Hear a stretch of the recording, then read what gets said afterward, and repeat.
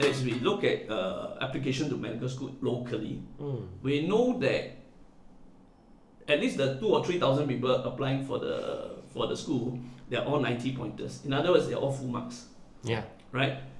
How would you advise anyone to have a leg up or a hand up in the how to differentiate yourself, in other words? Since you have done the assessing before, is there any such things? Not just tips, but any such criteria? Yeah. So what I realized is after meeting all the candidates, right? Most of them are excellent. I don't think there's a poor candidate out of all those that we've I've met. Yeah, but I think what differentiates the really good ones from the rest is that the really good ones tend to have a particular mind. They are very clear what their purpose of applying to medical school is for. They have thought through quite a number of the ethical issues, quite a number of the principles of medicine, and so they come prepared. And in terms of their life story, when you look at their portfolio, then they have served at some leadership positions, or they have tried to volunteer, or they have gotten some kind of increased exposure to medicine, so they've done attachments to clinics, to hospitals.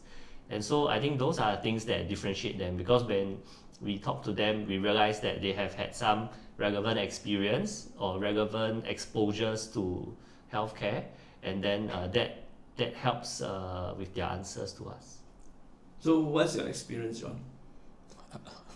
Nothing really, nothing. I was fortunate. I think I was fortunate to choose medicine as a career and never turn back. I think I just, maybe I'm adaptable, but I just feel, if I have to do it again, I wouldn't choose anything else. I would not choose any other career. Yeah, same here. Yeah. Me too.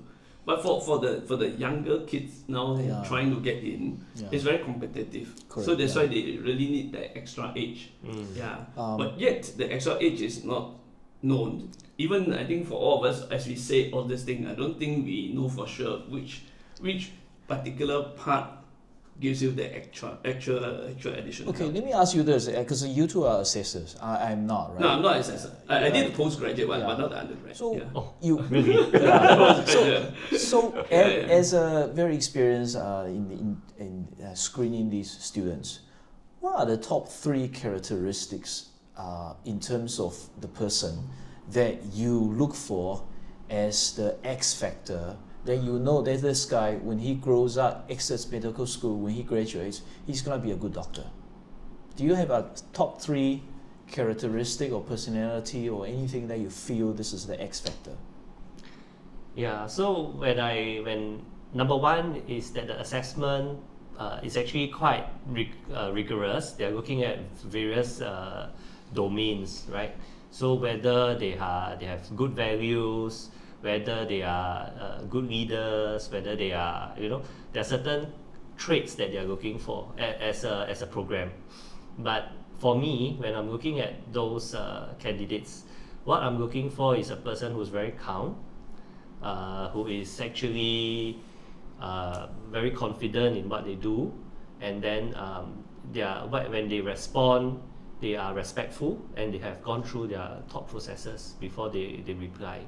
And it's okay if they make mistakes, in reasoning or in their answers. But I think most important is that they have done the reasoning, they have done some consideration before they answer.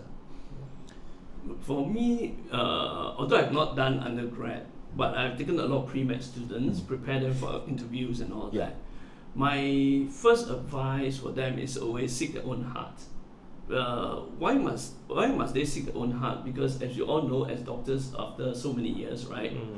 We find that actually, no matter what difficulty you go through or temptations and all that, it's the heart that carries us through. Even in the darkest hour, in the most difficult night call that we have with many collapses, what makes you carry on even when you're very tired, you still continue the resuscitation and all that, is basically our conviction in the heart. Without that, it won't work. So resilience. It is resilience. But how do you test for that? How do you assess that? How do you figure out whether this person is resilient, is strong, strong-willed? How do you test Well, for that? I think it's difficult, definitely, Yeah. and it also can be fake in a sense. But at least I think in the current system, we can look at the testimony that the potential applicants have written, and even as we interview, we can check and see what the motives are. We can't be 100% sure, but we can definitely sieve out a lot. The second group will be whether we can figure out whether they're team players and whether they're independent but they're team players. It's a very unique kind of combination that we have. Yeah. Because if not, then they can't survive in the modern medical system, right? You need to be independent, but yet you need to be a team player. So I would look at the passion and the interest they have. For example, if they play a team sport, or they play some music, but in a band or something, they form their own band, more than they say volunteer in the meet the people session, you know. That one is nice watch, right? Yeah, or even attachment in the clinic. Yeah, but really doing something may not seem very significant, but those are significant to me. Yeah, and then maybe lastly, we look at how whether they are on their own, or is it because they're coerced by their parents or guardians to do medicine because there's some myth that doctors always earn a lot of money. Right? Yeah, that's right. Yeah. I mean, from the clothes we wear, we know that we are not earning that much money.